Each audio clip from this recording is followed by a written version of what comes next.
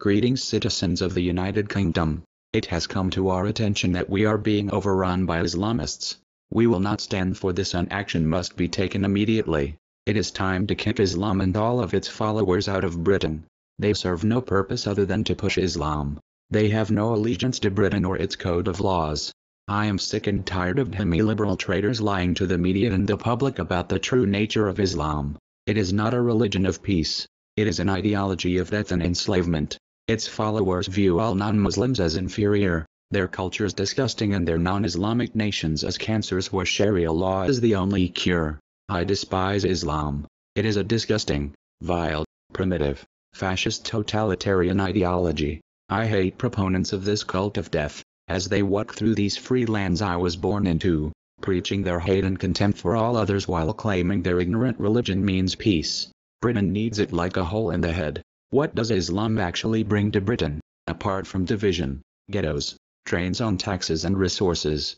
Why would Britain need Islam? What positive things does it bring that British people do not already have? What is happening in Britain now is similar to what their raping, murdering, child molesting, lying, selfish, fascist prophet did at the beginning of this disgusting religion of hate.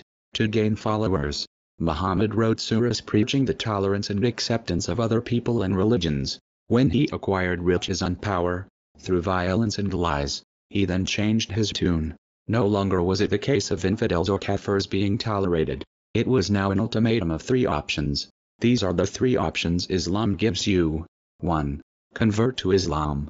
2. Submit as an inferior citizen, dhimmi, and pay the non-Muslim tax, the jizya. 3. Be killed.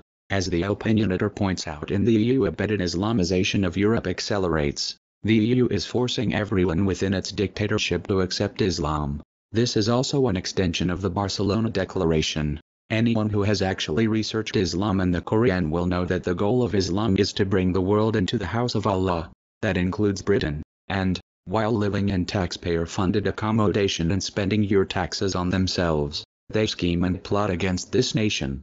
Today, while walking through a street in London, I came across a poster on a bus stop, calling for the conversion of Britain to an Islamic state. I was going to tear them off, but I thought it would be a more effective message if I defaced them. One already had the word Daleks written over it, which brought a smile to my face. As far as the Islam condemns violence line is concerned, that regards violence against innocent people.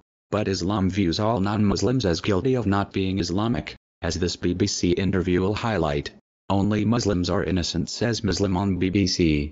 Regarding the religion of peace lie, that is only applicable to Muslims. It is peaceful if you are an Islamic state. All non-Islamic states must be conquered. Regarding acts of violence in the name of their religion, read this. 1/3 of British Muslim students think it is acceptable to kill in name of Islam. Still, our unelected rulers will believe Islam should be forced upon democratic nations, whether their people like it or not. Britain must be nicer to Muslims, says UN human rights chiefs. Maybe they should read the Quran. As far as I'm concerned, Islam should be legally positioned as a subversive ideology, easily proven to be in violation of British law and the very essence of individual freedom. Britain will never become an Islamic dictatorship. The treasonous government, being completely controlled by the communist EU, is actively pushing for the suppression of all dissent and questioning of Islam under the guise of Islamophobia. It is time the British stopped being afraid of speaking the truth. If you continue to blindly comply with the state, it will definitely result in the downfall of Britain. We are anonymous. We are legion. We do not forgive. We do not forget. Expect us.